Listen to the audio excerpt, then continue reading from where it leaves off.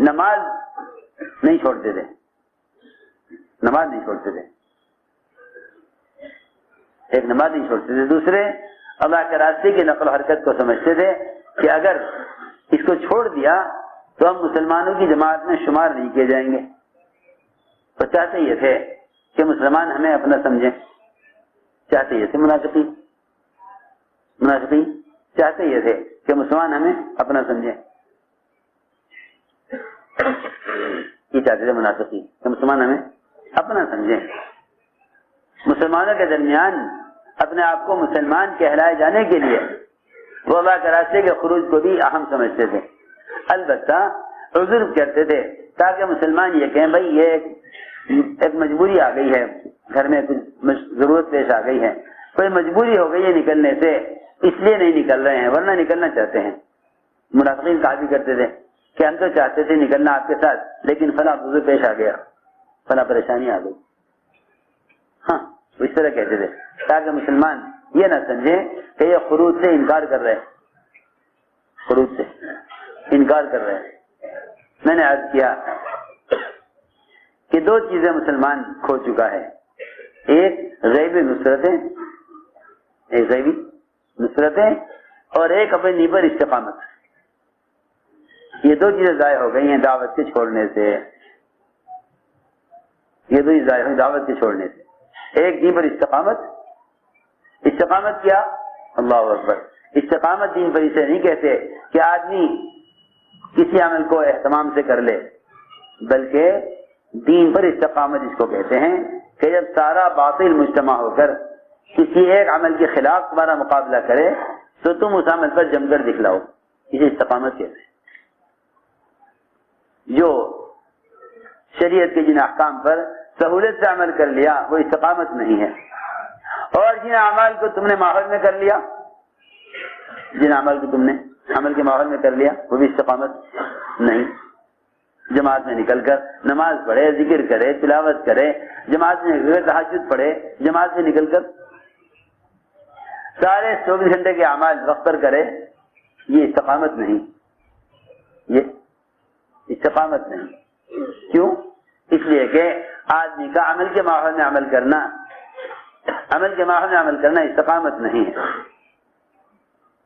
کیونکہ یہاں استقامت ماحول کی مدد سے ہو رہی ہے، یہاں استقامت ماحول کی مدد سے ہو رہی ہے۔ میں عرض کرتا ہوں، آپ بیمار آدمی کو سہارا دے کر دو آدمی چلائیں بیمار کو، اس سے معلوم نہیں ہوگا کہ بیمار خود چل سکتا ہے یا نہیں۔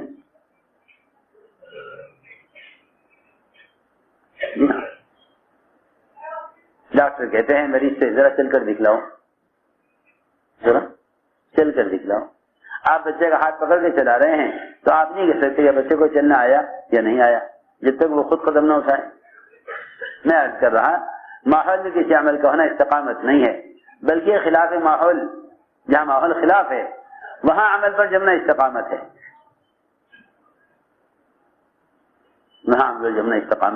امت نے دعوت کو چھوڑ کر دو چیزیں ختم کر لی، ایک اللہ کی غیبی مددوں کا دروازہ بند کر لیا،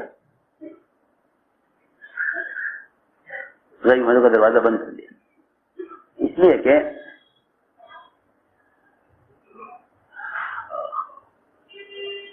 دو چیزیں بہت اہم ہیں،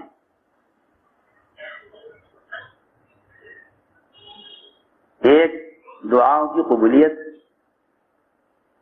اور دوسرے وحی کی برکات، دعاؤں کی قبولیت اور وحی کی برکات، دعاؤں کی قبولیت اور وحی کی برکات، یہ دو چیزیں بہت اہم ہیں۔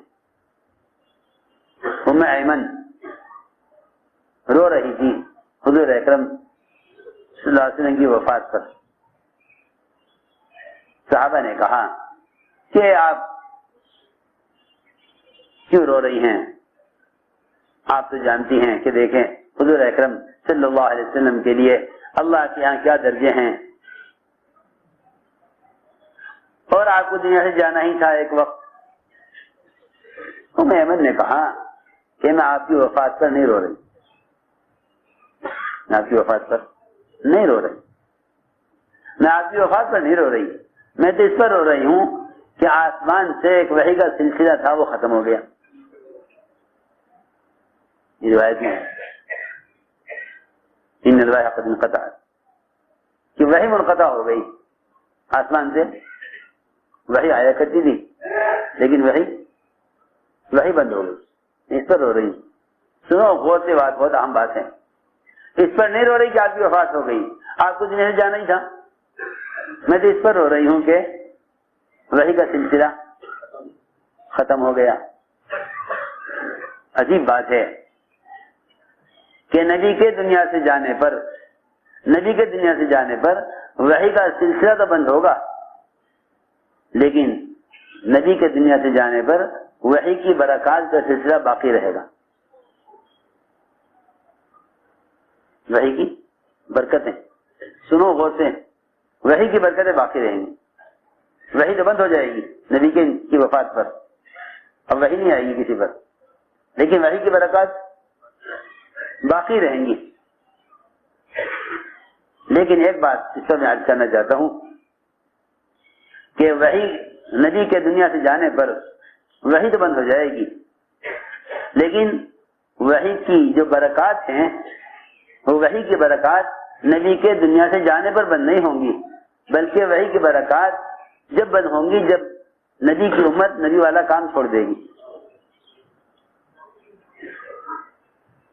جب امت نبوت کا کام چھوڑ دے گی، جب امت نبوت کا کام چھوڑ دے گی تب وحی کی برکات بند ہو جائیں گی. یہ حدیث میں ہے نا روایت. کیا روایت ہے؟ جی ہاں، کہ جب یہ مسلمان اجتماعی طور پر یہ امت بھلائی کا حکم کرنا برائی سے روکنا چھوڑ دے گی تو یہ دعاؤں کی قبولیت سے اور وحی کی برکات سے محروم کر دی جائے گی. یہ ہے روایت، وحی کی برکات سے محروم کر دی جائے گی. جب یہ امت دعوت کو چھوڑ بیٹھے گی تو امت وحی کی برکات سے محروم ہو جائے گی. ورنہ صرف نبی کا دنیا سے جانا یہ وحی کو منقطع کرے گا، برکات کو منقطع نہیں کرے گا. وحی ختم ہو جائے گی، برکات باقی رہیں گی. لیکن برکات بھی ختم جب ہوں گی جب یہ مسلمان دعوت کو چھوڑ دے گا. لوگوں نے اصل میں دعوت کے طریقے بدل دیے.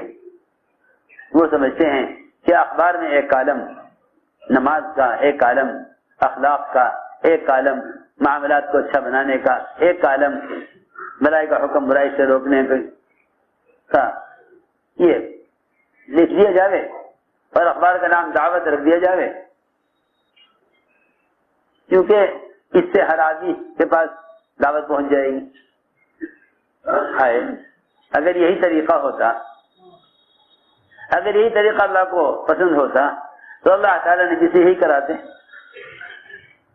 اللہ نبی سے یہی کراتے. دیکھو میرے دوستو عزیزو، انبیاء علیہ السلام کا جو طریقہ دعوت ہے وہی طریقہ مجاہدہ ہے، وہی طریقہ مجاہدہ ہے.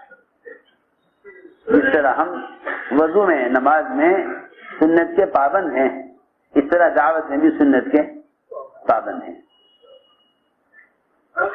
دعوت میں سنت کے پابند ہیں. وہ دعوت یہ ہے کہ خود جا کر دعوت دو. اسے میں عرض کر رہا تھا کہ جب تک خود جا کر دعوت نہیں دیں گے اس وقت تک اللہ کی مدد نہیں آ سکتی. اس لیے کہ وہ سیدھی بات ہے کہ اللہ تعالیٰ کی مدد اور نصرت کا وعدہ دین کی نصرت پر ہے، اور دین کی نصرت صرف یہ ہے، دین کی نصرت صرف یہ ہے کہ تم ایک ایک کو دعوت دے کر اس کو اس کے ماحول سے نکال کر لاؤ. دین کی نصرت صرف یہ ہے.